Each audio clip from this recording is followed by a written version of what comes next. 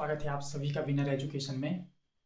तो भारतीय संविधान की सीरीज में जो हमने लास्ट टॉपिक डिस्कस किया था वो था भारतीय संविधान की प्रस्तावना। और आज का जो हमारा टॉपिक रहेगा वो रहेगा भारतीय संविधान में जो अनुसूचियाँ शेड्यूल्स दी गई हैं उनके विषय में आज हम चर्चा करेंगे। तो आप सभी को कुछ जानकारी होगी कि भारतीय संविधान में जो मूल संविधान हुआ करता था, मूल संविधान था जो हमारा, मूल संविधान का मतलब जो हमारा ओरिजिनल कॉन्स्टिट्यूशन था। मूल संविधान में अनुसूचियों की संख्या हुआ करती थी 8। जो मूल संविधान था उस टाइम अनुसूचियों की संख्या हुआ करती थी हमारे संविधान में 8। लेकिन अगर मैं वर्तमान समय में बात करूं तो वर्तमान समय में जो अनुसूचियों की संख्या है वो बढ़कर हो गई है 12। इसका मतलब कि हमने 4 और अनुसूचियां अपने संविधान में ऐड की हैं। और संविधान में अगर हम कोई चीज ऐड कर रहे हैं तो उसके लिए संविधान में संशोधन किया जाता है। तो ये जो 4 अनुसूचियां जोड़ी है हमने और इनके लिए हमने संविधान में संशोधन किया है। और वो संशोधन कब कब किए हैं और किस किस समय ये अनुसूचियां जोड़ी गई उनके बारे में अभी समझेंगे। तो जो मूल संविधान हुआ करता था तो मूल संविधान में अनुसूचियां कितनी थी? 8। पहला क्वेश्चन तो है कि मूल संविधान में अनुसूचियों की संख्या थी 8। अब वर्तमान समय में अनुसूचियों की संख्या कितनी है तो आप कहेंगे 12। लेकिन जो 4 और अनुसूचियां जोड़ी हमने ये कब कब जोड़ी है और इन अनुसूचियों में क्या क्या दिया गया है इस पर बात करेंगे। तो जो हमने 9वीं अनुसूची जोड़ी है, 9वीं अनुसूची वो जोड़ी है हमने पहले संविधान संशोधन द्वारा, फर्स्ट कॉन्स्टिट्यूशन अमेंडमेंट, पहला संविधान संशोधन। और जो पहला संविधान संशोधन हुआ था वो हुआ था 1951 में। कब हुआ था? 1951 में। 9वीं अनुसूची जो पहले संविधान संशोधन द्वारा जोड़ी जा रही है 1951 में। और इस अनुसूची का जो संबंध है वो है आपका भूमि सुधार से। किससे? भूमि सुधार। आप बताएंगे किससे है? भूमि सुधार से। और दूसरा इसका संबंध है जमींदारी प्रथा के उन्मूलन से। जो भारत के अंदर जमींदारी प्रथा हुआ करती थी उसके उन्मूलन से भी इसका संबंध है। तो पहला क्वेश्चन तो ये बनता है कि जो 9वीं अनुसूची है वो किस संविधान संशोधन द्वारा जोड़ी गई? तो आप बताएंगे पहले संविधान संशोधन द्वारा।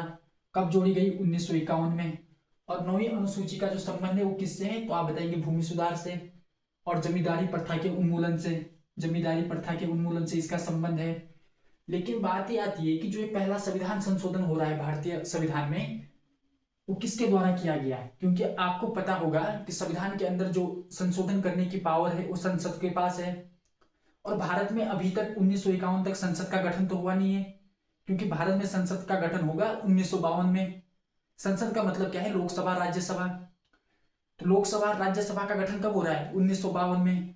फिर बात आती है कि जो पहला संविधान संशोधन है ये किसके द्वारा किया गया?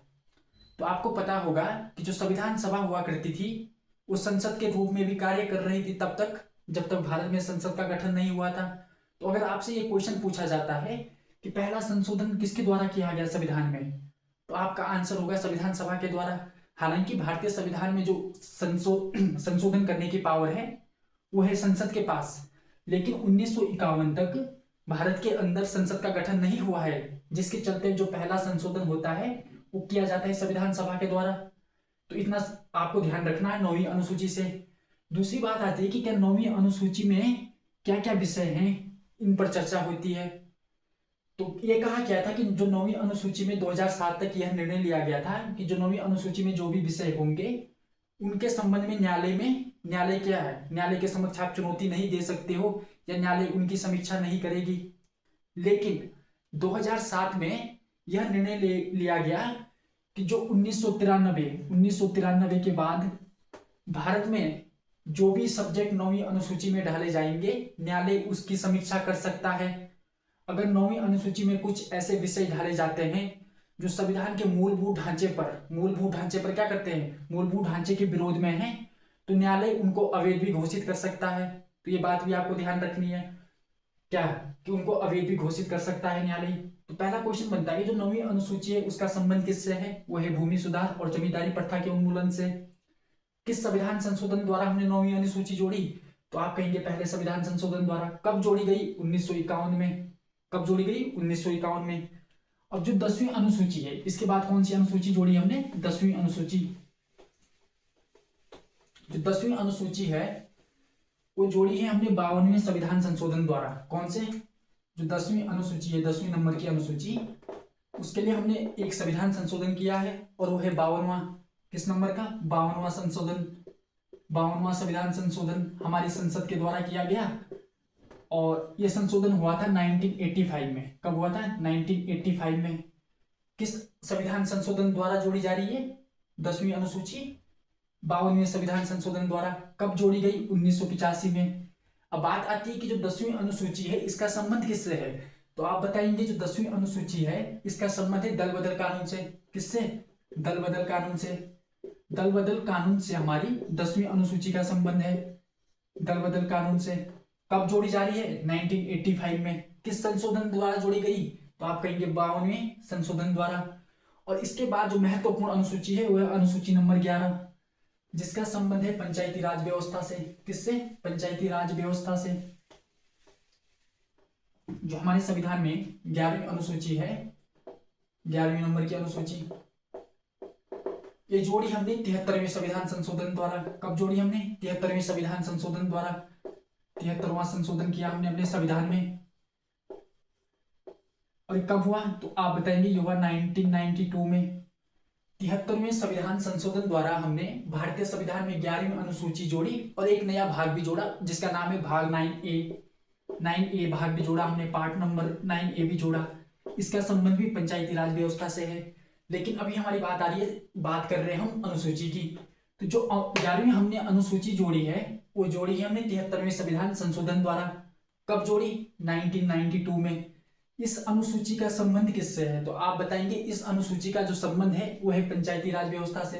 किससे? हमारा पंचायती राज व्यवस्था से। पंचायती राज व्यवस्था। पंचायती राज व्यवस्था मतलब गांव की सरकार, आपके गांव ग्राम सभा की सरकार, उसको कहते हैं हम पंचायती राज व्यवस्था। तो पंचायती राज व्यवस्था का संबंध किस अनुसूची से है? 11वीं अनुसूची से है। कब हुआ थी? किस संशोधन द्वारा जोड़ी जा रही है? तो आप बताएंगे 73वें संशोधन द्वारा। कब जोड़ी गई? 1992 में।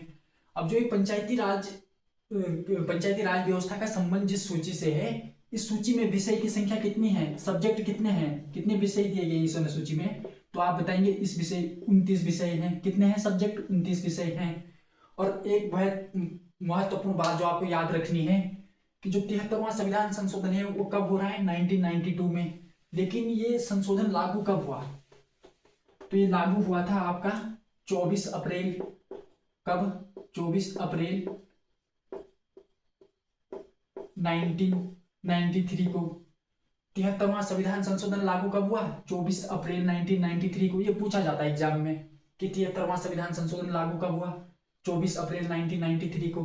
अब आपको पता है कि जो 11वीं अनुसूची है उसका संबंध है पंचायती राज व्यवस्था से और इस संशोधन का संबंध भी है पंचायती राज व्यवस्था से। इसलिए हम प्रति वर्ष 24 अप्रैल को एक दिवस मनाते हैं जिसका नाम है पंचायती राज दिवस। कौन सा? पंचायती राज दिवस। तो अगर आपसे पूछा जाए पंचायती राज दिवस कब मनाया जाता है तो आप बताएंगे 24 अप्रैल को। 24 अप्रैल को क्या क्या मनाते हैं हम? पंचायती राज दिवस। क्यों मनाते हैं? क्योंकि इस दिन संविधान संशोधन क्या हुआ था? लागू हुआ था पंचायतों वाला। अब एक आती है हमारे पास 12वीं अनुसूची। 12वीं अनुसूची का संबंध किससे है? तो 12वीं अनुसूची है जो उसका संबंध है नगर पालिकाओं से। किससे है? नगर पालिकाओं से। 12वीं अनुसूची और ये किस संविधान संशोधन द्वारा जोड़ी जा रही है? तो ये जोड़ी जा रही है 74वें संविधान संशोधन द्वारा। 74वां संशोधन हो रहा है भारतीय संविधान में, जिसके माध्यम से हमने एक अनुसूची और जोड़ दी जिसका नाम है 12वीं अनुसूची। ये कब हो रहा है? ये संविधान भी 1992 में हो रहा है। और इस अनुसूची का संबंध है जो वह है नगर पालिका से, नगर पालिकाओं से। नगर पालिकाओं से किस अनुसूची का संबंध है? तो आप कहेंगे 12वीं अनुसूची से। जिस प्रकार से 11वीं अनुसूची में कितने विषय हुआ करते थे? 29 विषय। ठीक उसी प्रकार से जो 12वीं अनुसूची है इसमें विषयों की संख्या है 18। कितने विषय दिए गए इसमें? 18 विषय हैं। तो अगर आपसे पूछा जाता है कि जो 12वीं अनुसूची है जिसका संबंध नगर पालिका से है उसमें सब्जेक्ट कितने हैं, विषय कितने हैं? तो आप बताएंगे 18 विषय हैं। तो किस प्रकार से हमने 4 और अनुसूचियां ऐड की है जो हमारे संविधान में है वो हमने अभी देखी। लेकिन इससे पहले की जो 8 अनुसूचियां हैं, 1 से 8 नंबर तक जो अनुसूचियां हैं उनमें क्या दिया गया है, अब हम उन पर डिस्कस करते हैं। ये तो हमने 4 देखी अभी, लेकिन जो 1 से 8 तक है उनमें क्या दिया गया है, अब उनके बारे में चर्चा करते हैं। तो जो हमारी पहली अनुसूची है, फर्स्ट नंबर का जो हमारा शेड्यूल है, उसमें दिया गया है हमें पहली अनुसूची। पहली में क्या है, तो पहली में है जो भारत के राज्य है, भारत के जो राज्य है, और भारत के जो केंद्र शासित प्रदेश है। केंद्र शासित प्रदेश का मतलब यूनियन टेरिटरी, भारत के राज्य और केंद्र शासित प्रदेश, और इनकी जो राजधानी है, इनकी जो राजधानियां हैं, इनका जो उल्लेख मिलता है हमें, इनका जो उल्लेख मिलता है वो अनुसूची 1 में देखने को मिलता है। अगर आपसे पूछा जाता है भारत के राज्य और केंद्र शासित प्रदेश एवं उनकी राजधानी, उनका उल्लेख किस अनुसूची में है, तो आप बताएंगे अनुसूची 1 में भारत के राज्य, केंद्र शासित प्रदेश और उनकी राजधानियों का उल्लेख है। इसी प्रकार से जो हमारी दूसरी अनुसूची है, दूसरी अनुसूची में विभिन्न प्रकार के जो संवैधानिक पद हैं भारत में, संवैधानिक पदों पर बैठे हुए पदाधिकारी। कौन? संवैधानिक पदों पर बैठे हुए पदाधिकारी। दूसरी अनुसूची में क्या है? संवैधानिक पदों पर बैठे हुए पदाधिकारी, उनके पेंशन, उनकी पेंशन भत्ते, उनके पेंशन भत्ते और सैलरी का उल्लेख किसमें मिलता है? उनके पेंशन भत्ते और सैलरी का जो उल्लेख मिलता है हमें, वो अनुसूची 2 में देखने को मिलता है। अब विभिन्न संवैधानिक पदों पर बैठे हुए व्यक्ति कौन है? जैसे भारत के राष्ट्रपति, उच्चतम न्यायालय के न्यायाधीश और मुख्य न्यायाधीश, हाई कोर्ट के न्यायाधीश और मुख्य न्यायाधीश, केग, इन प्रकार के जो इनके जो वेतन भत्ते और पेंशन का उल्लेख मिलता हमें, वो अनुसूची 2 में देखने को मिलता है। अब बात आती है कि अनुसूची 2 में किसका उल्लेख नहीं है, किसके वेतन और भत्ते का उल्लेख नहीं है। तो जो भारत के उपराष्ट्रपति हैं, भारत के उपराष्ट्रपति का उल्लेख अनुसूची 2 में नहीं है, उनके वेतन और भत्ते का उल्लेख नहीं है। फिर आप पूछोगे ऐसा क्यों? ऐसा इसलिए है कि जो भारत का उपराष्ट्रपति होता है वो राज्यसभा के सभापति के रूप में वेतन लेता है।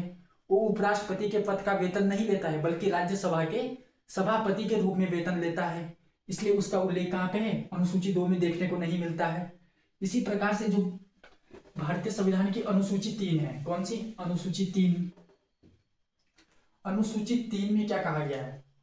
अनुसूची 3 में कहा गया है कि भारत के अंदर जो विभिन्न संवैधानिक पद है, उन पर बैठे लोगों की शपथ, वो किसके अकॉर्डिंग शपथ लेंगे, तो उनकी शपथ का जो उल्लेख मिलता है हमें, उनकी शपथ का जो उल्लेख मिलता है हमें, उनकी शपथ का उल्लेख मिलता है हमें अनुसूची 3 में। लेकिन बात यहाँ पे भी ये आती है कि किसका उल्लेख नहीं है अनुसूची में, किसका उल्लेख, किसकी शपथ का उल्लेख अनुसूची 3 में नहीं है।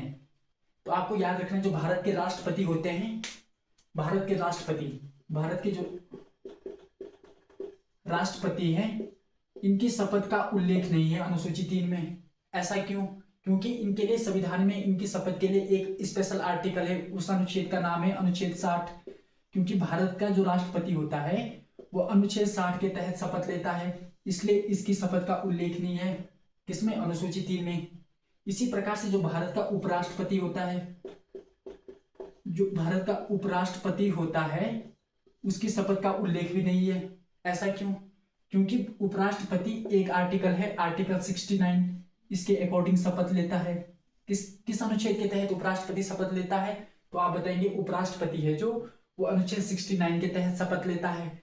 इसी प्रकार जो राज्यों में राज्यपाल बैठता है, राज्यपाल, गवर्नर, इसकी शपथ का उल्लेख है अनुच्छेद 159 में, 159 में। इसलिए इन 3 व्यक्तियों के संवैधानिक पद पे जो 3 व्यक्ति बैठे हुए हैं, इनके शपथ का उल्लेख नहीं मिलता है अनुसूची 3 में। इनके लिए अलग से बाकायदा संविधान में अनुच्छेद हैं, इनके शपथ का उल्लेख वहां पे किया गया है। इसके बाद आती है हमारी अनुसूची नंबर 4। कौन सी? अनुसूची नंबर 4। अनुसूची 4 में कहा गया है कि राज्यसभा में प्रतिनिधित्व विभिन्न राज्यों का। अनुसूची नंबर 4, अनुसूची 4 क्या कहती है कि राज्यसभा में प्रतिनिधित्व, राज्यसभा में प्रतिनिधित्व, किसका प्रतिनिधित्व? भारत के सभी राज्य और केंद्र शासित प्रदेशों का राज्यसभा में किस प्रकार से प्रतिनिधित्व होगा, किस राज्य के लिए कितनी राज्यसभा की सीटें होंगी, इन सब का उल्लेख किसमें मिलता है हमें? अनुसूची 4 में देखने को मिलता है। अब आती है भारतीय संविधान की अनुसूची नंबर 5। अनुसूची 5, अनुसूची नंबर 5। तो अनुसूची 5 का संबंध है भारत के अंदर जो, भारत के जो विभिन्न राज्यों में अनुसूचित जाति है, यानी एससी है, और अनुसूचित जनजाति है यानी शेड्यूल्ड ट्राइब्स हैं, एसटी है, उनके प्रशासन की बात का जो उल्लेख किया गया है वो भारतीय संविधान के अनुसूची 5 में किया गया है। भारत के विभिन्न राज्यों में जो एससी है अनुसूचित जाति है और अनुसूचित जनजाति है, जनजाति मतलब शेड्यूल्ड ट्राइब्स, उनके प्रशासन की जो हमें बात देखने को मिलती है वो है अनुसूची 5 में। इसके बाद आती है अनुसूची नंबर 6। कौन सी? अनुसूची 6।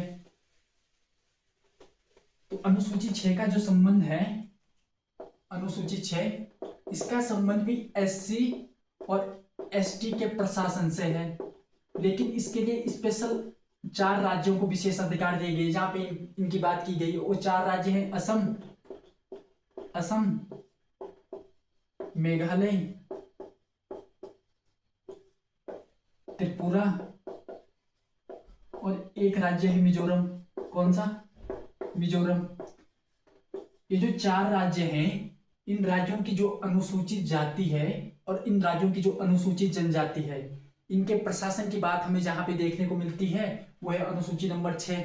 4 विशेष राज्य हैं, एक है असम, एक है मेघालय, एक है त्रिपुरा और एक है मिजोरम। असम, मेघालय, त्रिपुरा और मिजोरम, इन 4 राज्यों की जो प्रशासन की बात दी गई है, प्रशासन कौन सी? एससी और एसटी के लिए जो प्रशासन की बात है वो देखने को मिलती है हमें अनुसूची 7 के अंदर, अनुसूची 6 में। अब भारतीय संविधान की अनुसूची 7 में क्या कहा गया है? भारतीय संविधान की अनुसूची नंबर 7, अनुसूची नंबर 7, भारतीय संविधान की जो अनुसूची 7 है, इस अनुसूची में शक्तियों का बंटवारा किया गया है, यानी शक्तियों का बंटवारा किया गया है, शक्तियों का बंटवारा किया गया है। और शक्तियों के बंटवारे के लिए 3 लिस्ट बनाई गई हैं, 3 सूचियां बनाई गई है। एक सूची है संघ सूची, एक सूची है संघ सूची और एक है राज्य सूची और एक है समवर्ती सूची।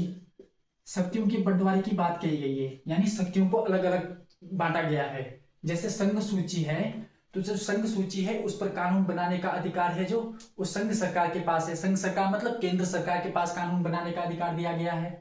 और जो राज्य सूची है, राज्य सूची पर कानून बनाने का अधिकार दिया गया है वो राज्य सरकार के पास दिया गया है। और एक है समवर्ती सूची, समवर्ती सूची पर जो कानून बनाने का अधिकार है वो है राज्य सरकार और केंद्र सरकार दोनों के पास।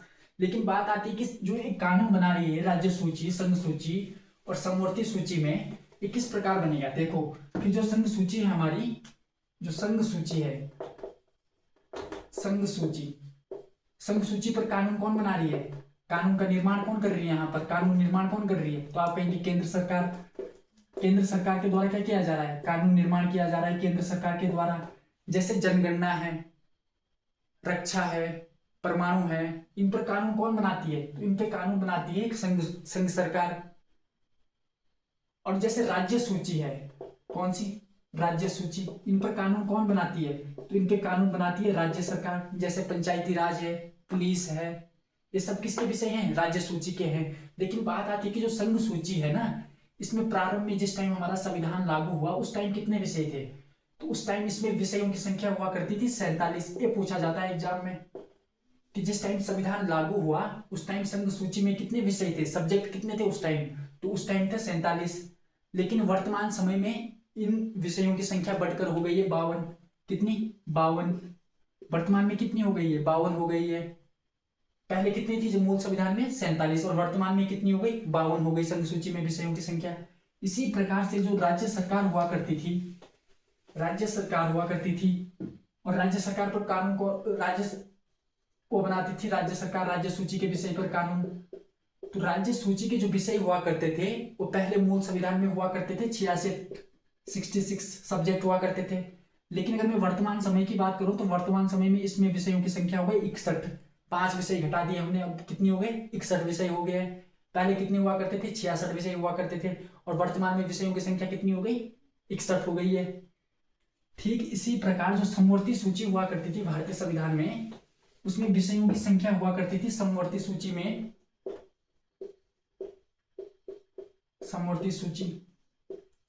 समवर्ती सूची है जो मूल संविधान में विषयों की संख्या हुआ करती थी 97। लेकिन वर्तमान समय में विषयों की संख्या हो गई है 100। कितनी हो गई 100। पहले कितनी हुआ करती थी 97 और वर्तमान में कितनी हो गई 100। तो वर्तमान में कितने विषय हो गए हमारे पास 100 विषय हो गए समवर्ती सूची में। तो जो 7वीं अनुसूची है उसका संबंध है शक्तियों के बंटवारे से, कि शक्तियों का क्या किया गया है, विभाजन किया गया है। केंद्र सरकार राज्य सरकार में विभाजन किया गया है। और एक है समवर्ती सूची जिसमें दोनों ही सरकार, राज्य की सरकार भी और केंद्र सरकार भी कानून निर्माण का कार्य करती है। जो समवर्ती सूची हुआ करती थी उसमें जो मूल में सब विषय हुआ करते थे वो हुआ करते थे 97। वर्तमान में विषयों की संख्या है 100। जो संघ सूची हुआ करती थी उसमें जो पहले विषय हुआ करते थे संघ सूची में वो हुआ करते थे 47, लेकिन वर्तमान में कितने हो गए 52। तो इस प्रकार से हमारे पास जो सब्जेक्ट बनते हैं वो बनते हैं हमारे पूरे। अब इसके बाद जो अनुसूची है वो आती है हमारे पास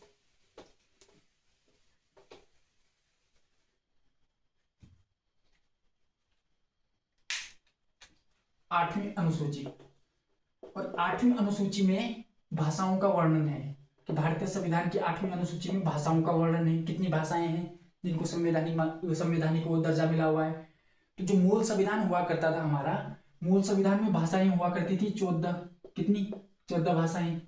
लेकिन मैं वर्तमान समय की बात करूं तो वर्तमान समय में यहाँ पर भाषाओं की संख्या हो गई है 22। कितनी 22। तो इन 22 भाषाओं, जो वर्तमान में 22 भाषाएं हो गई हैं, मतलब जो 6 भाषाएं हमने, जो 8 भाषाएं हमने और ऐड की हैं, कितनी 8, उनके लिए हमने संविधान में क्या किया है, संशोधन किया है। क्योंकि अगर संविधान में कोई भी छेड़खानी हो रही तो उसके लिए क्या होता है, संविधान के अंदर संशोधन किया जाता है। तो जो हमने और भाषाएं जोड़ी वो किस किस संविधान द्वारा जोड़ी, हमने किस किस संविधान संशोधन द्वारा जोड़ी है। तो एक जोड़ी हमने 21वें संविधान संशोधन द्वारा, 21वें संविधान संशोधन द्वारा 1967 में। और जिस भाषा का नाम है सिंधी भाषा, जिस भाषा का नाम है सिंधी भाषा, सिंधी भाषा कब जोड़ी जा रही है भारतीय संविधान में, 21वां संविधान संशोधन हो रहा है 1967 में, जिसके माध्यम से एक हमने और भाषा जोड़ दी जिसका नाम है सिंधी। पहले हुआ करती थी 14, अब एक और जोड़ दी, कितनी हो गई 15। और इसके बाद एक और संविधान संशोधन किया हमने, जिस संविधान संशोधन के द्वारा हमने 3 भाषाएं जोड़ी अपने संविधान में। कितनी भाषाएं जोड़ी हमने, 3 भाषाएं जोड़ी है। और वो संशोधन किया हमने 71वां संविधान संशोधन। 71वां जो संविधान संशोधन हो रहा है वो हो रहा है 1992 में। और इसके माध्यम से हमने 3 भाषाओं को जोड़ा है। कौन कौन सी, उसके लिए आप एक शब्द याद रखना, नमक। नमक से मतलब, न से मतलब नेपाली, न से नेपाली, म से मणिपुरी, म से मणिपुरी, और क से कोंकणी, क से कोंकणी। 3 भाषाएं और जोड़ी हमने किस संविधान संशोधन द्वारा, 71वें संविधान संशोधन द्वारा। कब हुआ, 1992 में। कितनी भाषाएं जोड़ी, 3, एक थी नेपाली, एक थी मणिपुरी और एक थी कोंकणी। नेपाली, मणिपुरी और कोंकणी किस संविधान संशोधन द्वारा जोड़ी जा रही है, तो आप कहेंगे 71वें संविधान संशोधन द्वारा। इसी प्रकार से एक और संविधान संशोधन हुआ जो हुआ था हमारा 92वां संविधान संशोधन। कौन सा, 92वां। और ये संविधान संशोधन हुआ था 2003 में। इसके माध्यम से हमने संविधान में 4 भाषाएं जोड़ी। तो 4 भाषाएं जोड़ी, वो कौन कौन सी है समझो। एक है बोडो, एक है डोगरी, एक है मैथिली और एक है संथाली। तो हमने एक और संविधान संशोधन किया जो है 92वां संविधान संशोधन। कब हो रहा है, 2003 में, जिसके माध्यम से 4 भाषाएं जोड़ रही हैं। और वो 4 भाषाएं कौन सी है, बोडो, डोगरी, मैथिली और संथाली। अब 8वीं अनुसूची में अगर मैं वर्तमान समय में बात करूं तो वर्तमान समय में कितनी भाषाएं हैं, 22। और प्रारंभ मूल संविधान में कितनी भाषाएं हुआ करती थी, 14। और अभी कितनी हो गई, 22। वो 22 भाषाएं, जो 8 भाषाएं बढ़ी है उसके लिए हमने संविधान संशोधन किया है। कौन कौन से संविधान संशोधन किए आपने अभी समझे हैं। तो अगर आज की क्लास आपको अच्छी लगी हो तो लाइक शेयर जरूर करें। धन्यवाद।